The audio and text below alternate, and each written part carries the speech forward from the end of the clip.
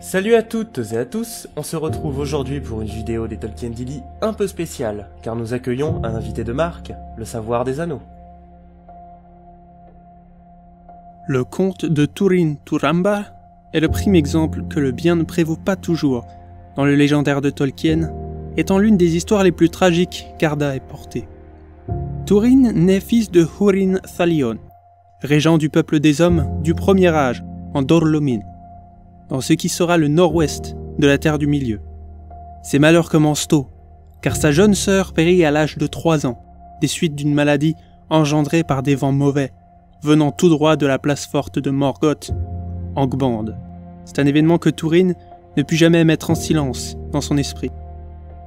À ses 8 ans, son père, Húrin, mena les hommes dans la Nirnaeth Arnoediad, la bataille des larmes innombrables, où il perdit son armée entière, y compris son jeune frère, Huor.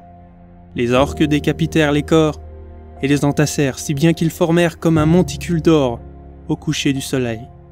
Húrin, prenant la vie de tellement d'orques, s'emprisonna lui-même sous le poids de leur corps et fut pris prisonnier par les forces du mal. En conséquence de cette tragédie, Morwen, la mère de Turin, l'envoie en Doriath, royaume elfe, pour sa propre protection, ne pouvant subvenir à ce besoin. Il laissait derrière lui son meilleur ami et sa mère, ainsi il devait réapprendre à vivre. Le seigneur de ce royaume, Thingol, adopta Turin et l'éleva comme son fils. Turin y apprit de nombreuses choses comme la langue des elfes, le maniement de l'arc et de l'épée. Mais en grandissant, il devint de plus en plus curieux sur ses origines, et finit par le biais de messages divers par apprendre l'existence de sa sœur, Nienor, née peu de temps après son départ. Mais un jour, les nouvelles de sa famille cessèrent d'arriver et décida de prendre les armes contre Morgoth. Thingol lui remit finalement l'héritage de sa maison, le Aume du Dragon, un aume magique qui fut forgé par les nains, dans le but de provoquer l'une des plus terribles créatures de Morgoth, le dragon Glorong. Ainsi, avec cette arme et son courage, il commença à se faire craindre parmi les forces du mal. Par la suite, il prit involontairement la vie d'un des conseillers du roi, qui ne cessait de le provoquer. Ayant peur pour son sort et redoutant la fureur des elfes, il s'enfuit dans la nature où il fit la rencontre d'un groupe de hors-la-loi dont il tua le leader et prit sa place.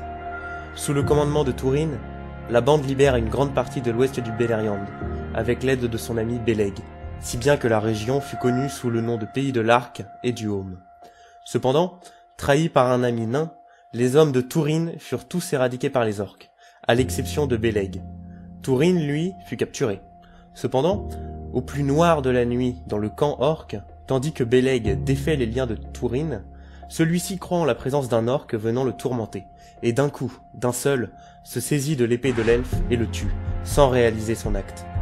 C'est après coup qu'il fut heurté par son crime, et durant toute sa fuite jusqu'à Nargothrond, la cité souterraine, son esprit vacille. C'est là, sous couvert d'anonymat, qu'il reforge l'épée de Beleg et la nomme Gurtang, acier de mort. Turin devint malgré lui très populaire. Trop populaire même car Morgoth lui-même entendit parler de ses actes. Turin eut l'occasion de retrouver une vie de secret et de calme, mais c'est son arrogance qui aura raison de ce destin, faisant désormais partie de ce qui entraînera sa chute. Morgoth envoie ainsi une armée d'orques, menée par Glaurung, le dragon sans ailes, que l'on connaît aussi comme le père de tous les dragons. Durant l'affrontement, seul Turin combat en pouvant faire face à la créature. Toutefois, grâce à ses pouvoirs, celui-ci l'immobilise, et comme un serpent, lui insuffle l'idée qu'au loin, dans ses terres natales, sa famille souffre. Pendant ce temps, la cité de Nargothrond est détruite, et le roi et ses armées éradiquées. Mais Turin, craignant pour sa seule famille, abandonne les rescapés et Finduilas, la fille du roi, est faite prisonnière. En arrivant dans sa maison première, en Dor-lómin, il n'y découvre rien, car sa mère et sa sœur sont partis pour le royaume elfe où Turin a grandi. Il apprend là, par la femme du chef de la région, que sa mère est partie depuis longtemps. Comprenant qu'il a été trompé, Turin tue le chef et déclenche ainsi une révolte, se soldant par le suicide de la femme qu'il avait informée. Turin tente toutefois d'aller secourir Finduilas, qu'il avait abandonné, mais il apprend que cet elfe, qu'il avait aimé en secret, fut tué par des orques. Par volonté d'échapper à une destinée plus funeste encore, il décide de s'appeler Turambar, le maître du destin. Rejette Gurtang, son épée, pour un arc et une lance, et s'installe au sein d'une communauté d'hommes, dans la forêt de Bretil. Or, il trouve un jour une femme nue sur la tombe de la princesse Elfe. Celle-ci ne pouvait ni parler et semblait n'avoir aucun souvenir. Turin finit finalement par la prendre pour femme et la nomma Nienelle, la jeune fille des larmes. Ils se marièrent vite et l'année d'après, Nienelle tomba enceinte. La présence répétée de Glorung dans la région poussa Túrin à reprendre les armes, et surtout Gurtang. Après que le dragon ait pénétré dans la forêt de Brétil dans le but de retrouver Túrin, ce dernier le prit en embuscade et planta son épée dans le ventre de la bête, le blessant mortellement. Mais, le sang de la bête étant dangereux et empoisonné, Túrin en tomba inconscient. Lorsque Niniel le trouva là, Glaurung respirait toujours, et avec ses dernières forces, leva le sort qu'il avait précédemment jeté sur la jeune femme. Ses souvenirs remontent enfin, et elle s'aperçoit, horrifiée, que durant tout ce temps, elle n'était rien d'autre que Nienor, la sœur cadette de Túrin. Mortifiée, elle se jeta par-delà une falaise proche de là. Túrin n'apprendra la nouvelle qu'à son réveil par l'intermédiaire d'un témoin. Refusant de croire à une telle fatalité, il le tue de sang-froid et court jusqu'à la tombe de la fille du roi, l'endroit même où il avait rencontré Niniel.